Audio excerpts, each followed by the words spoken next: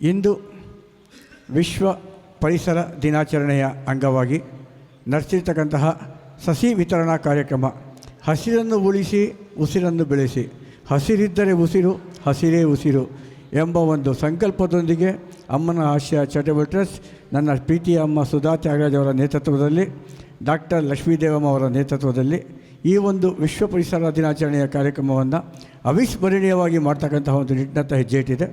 ಈ ಕಾರ್ಯಕ್ರಮಕ್ಕೆ ಬಂದಿರತಕ್ಕಂತಹ ಪ್ರತಿಯೊಬ್ಬರಿಗೂ ಸ್ವಾಗತವನ್ನು ಕೋರ್ತಾ, ಇನ್ನು ಬರ್ತಕ್ಕಂತಹ ಹಿರಿಯರಿಗೂ ಸ್ವಾಗತವನ್ನು ಕೋರ್ತಾ, ಇಂದು ಜನ್ಮದಿನ ಆಚರಿಸ್ಕೊಳ್ತಿರ್ತಕ್ಕಂತಹ ಶ್ರೀಮತಿ ಪದ್ಮಾವತಿಗೂ ಸಹ ಜನ್ಮದಿನದ ಹಾರ್ದಿಕ ಶುಭಾಶಯ ಕೋರ್ತಾ, ಇವಾಗ ತಾನೇ ಬಂದಂಥ ನಮ್ಮ ಆತ್ಮೀಯ ಗೆಳೆಯ ರವಿ, ಅದೇ ರೀತಿ ನಮ್ಮ ಹಿರಿಯ ಕಲಾವಿದರು, ಹಿರಿಯ ನೃತ್ಯಪಟು, ಹಿರಿಯ ಗಾನಪಟು, ಅದೇ ರೀತಿ ನಮ್ಮ YSR ರಾಜಶೇಖರ ರೆಡ್ಡಿ ಅವ್ರಿಗೂ ಸಹ ಆತ್ಮೀಯ ಸ್ವಾಗತ. ಹಿರಿಯ ಕಲಾವಿದೆ ಯಾರಮ್ಮ, ಹಿರಿಯ ಕಲಾವಿದೆ ಪೂರ್ಣಿಮಾ ಅವ್ರಿಗೂ ಸಹ ಆತ್ಮೀಯವಾದ ಸ್ವಾಗತವನ್ನು ಕೋರ್ತಾ, ಪ್ರೇಮ ಷಣ್ಮುಗಂ ಅವರು ಸಹ ಚಿತ್ರನಟಿ, ಅವ್ರಿಗೂ ಆತ್ಮೀಯವಾದ ಕಾರ್ಯಕ್ರಮವನ್ನು ಕೋರ್ತಾ, ಹಸಿರೇ ಉಸಿರು, ಹಸಿರಲ್ಲದಿದ್ದರೆ ಉಸಿರಿಲ್ಲ, ಪರಿಸರ ಇಲ್ಲದಿದ್ದರೆ ನಮ್ಮನ್ನು ಉಳಿಸೋಕ್ಕೆ ಹರಿಹರನ ಕೈಯಲ್ಲೂ ಸಾಧ್ಯ ಇಲ್ಲ. ಇಂತಹ ಒಂದು ಅತ್ಯದ್ಭುತವಾದ ಕಾರ್ಯಕ್ರಮ ವಿಶ್ವ ಪರಿಸರ ದಿನದಂದು. ಪರಿಸರ ಅಂತ ನಮಗೆ ಕೆಂಪೇಗೌಡರ ಕಾಲಕ್ಕೆ ಹೋಗ್ತೀವಿ. ಕೆಂಪೇಗೌಡರು ಬೆಂಗಳೂರು ಕಟ್ಟಿದಾಗ ಸುತ್ತಮುತ್ತ ಕಾಡನ್ನು ಕಟ್ತಾರೆ, ಸುತ್ತಮುತ್ತ ತೋಟ ಕಟ್ತಾರೆ, 1500 ಕೆರೆ ಕಟ್ತಾರೆ. ಅಂತಹ ಒಂದು ನಾಡಲ್ಲಿ ಇವತ್ತು ಕೆರೆ ಇಲ್ಲ, ಕೆರೆಗಳೆಲ್ಲ ಅಪಾರ್ಟ್ಮೆಂಟ್ ಆಗಿದೆ, ಕಾಡುಗಳೆಲ್ಲ ನಾಶ ಆಗಿ ಸತ್ಯನಾಶ ಹೋಗಿದೆ. ಕಾಡನ್ನ ಹುಡುಕಬೇಕಾಗಿದೆ ಬೆಂಗಳೂರಲ್ಲಿ. ಬೆಂಗಳೂರು ಅರಮನೆ ಅಕ್ಕಪಕ್ಕ ಸ್ವಲ್ಪ ಬಿಡ್ತು ಅಂದರೆ ಬೇರೆ ನಿಮಗೆಲ್ಲೂ ಕಾಡು ಕಾಣಿಸಲ್ಲ. ಕಾಯ್ದಿಟ್ಟ ಅರಣ್ಯ ಪ್ರದೇಶಗಳು ಸಹ ಅಪಾರ್ಟ್ಮೆಂಟ್ ಆಗೋಗಿದೆ. ಇಂತಹ ಪರಿಸ್ಥಿತಿಯಲ್ಲಿ ಪರಿಸರದತ್ತ, ಪ್ರಕೃತಿಯತ್ತ ಗಮನ ಸೆಳೀತಕ್ಕಂತಹ ಕಾರ್ಯಕ್ರಮವನ್ನು, ಗಿಡವನ್ನು ನೆಡಿ ಎಂದು ಗಿಡ ಕೊಟ್ಟು ಪ್ರೇರೇಪಿಸುವ ಕಾರ್ಯಕ್ರಮವನ್ನು ಅಮ್ಮನ ಆಶಯ ಚಾರಿಟಬಲ್ ಟ್ರಸ್ಟ್ ಇಂದು ಹಮ್ಮಿಕೊಂಡಿದೆ. ಈ ಒಂದು ಕಾರ್ಯಕ್ರಮದ ಅರ್ಥ ತಿಳ್ಕೋಬೇಕು ಅಂದರೆ ನಾವು ನಿಜಕ್ಕೂ ಒಂದು ಶತಮಾನ ಹಿಂದಕ್ಕೆ ಹೋಗಬೇಕಾಗತ್ತೆ. ಮೈಸೂರು ಮಹಾರಾಜರು ಎಂತಹ ಒಂದು ಹಿರಿಯ ಕಲ್ಪನೆಯೊಂದಿಗೆ ಸಾಕಷ್ಟು ಕಾಡುಗಳನ್ನ, ನಾಡುಗಳನ್ನ ಬೆಳೆಸಿದರು. ಅದಕ್ಕೆ ಬೆಂಗಳೂರು, ಮೈಸೂರು, ಅಲ್ಲಿ ಸುತ್ತಮುತ್ತ ಪ್ರದೇಶ ನೋಡಿದ್ರೆ ಗೊತ್ತಾಗುತ್ತೆ. ಅದರಲ್ಲಿ ಇವತ್ತಿಗೆ ಬೆಂಗಳೂರು ಮತ್ತು ಮೈಸೂರು ಮಾತ್ರ ಎಲ್ಲ ಪ್ರಕೃತಿನ ಕಳ್ಕೊಂಡು ಕಾಂಕ್ರೀಟ್ ಕಾಡಾಗ್ತಾಯಿವೆ. ಮೈಸೂರು ಇತ್ತೀಚೆಗೆ ಬದಲಾವಣೆ ಆಗಿ ಅದು ಕಾಂಕ್ರೀಟ್ ಕಾಡಾಗ್ತಾಯಿದೆ. ದಯವಿಟ್ಟು ಸಾಂಸ್ಕೃತಿಕ ಮೈಸೂರನ್ನ ಹಾಗೆ ಉಳಿಸ್ಕೊಳ್ಳಿ. ಬೆಂಗಳೂರನ್ನ ಈಗ ಒಂದು 50 ವರ್ಷ ಮುಂಚೆ ಏನು ಬೆಂಗಳೂರು ಇತ್ತಲ್ಲ, ಆ ಬೆಂಗಳೂರು ತಗೊಂಡ್ಬಂದರೆ ಅದಕ್ಕಿಂತ ನಾವು ಬೆಂಗಳೂರಿಗೆ ಕೊಡ್ತಕ್ಕಂಥ ದೊಡ್ಡ ಕಾಣಿಕೆ ಏನಿಲ್ಲ.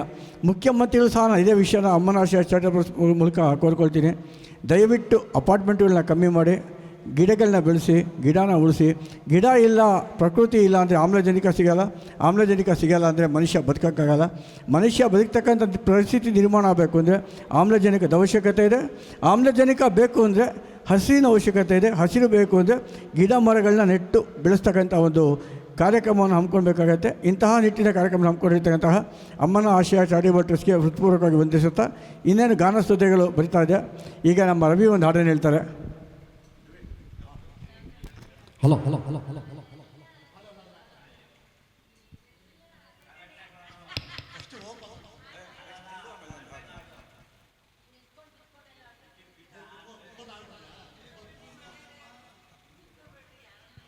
ಹಲೋ ಹಲೋ ಹಲೋ ಹಲೋ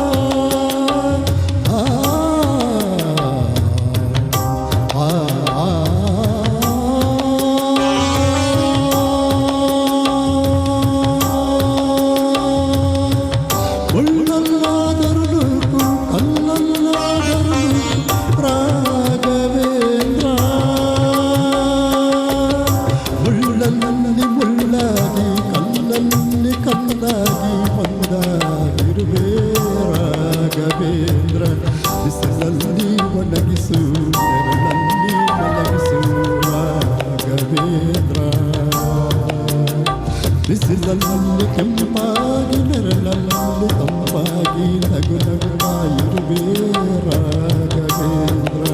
ಹಾಲಲ್ಲಾದರೂ ಹಾಕು ನೀರಲ್ಲಾದರೂ ಹಾಕು ರಾಘವೇಂದ್ರ.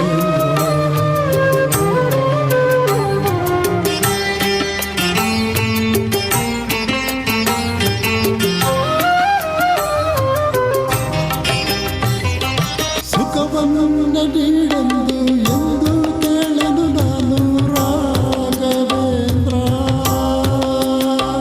ಆ, ಆ, ಆ,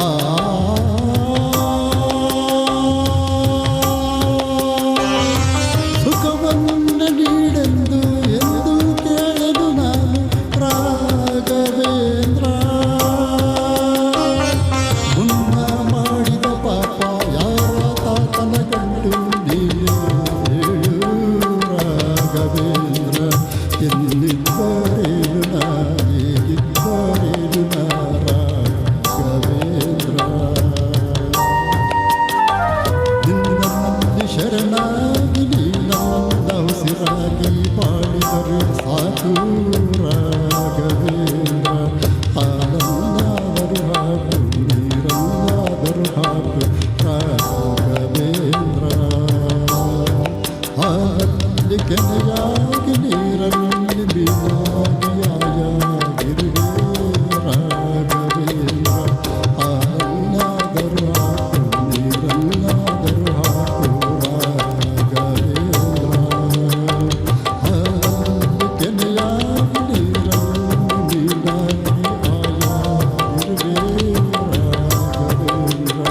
ಹಾಲನ್ನಾದರೂ ಹಾಕು ನೀರನ್ನಾದರೂ ಹಾಕು ರಾಘವೇಂದ್ರ.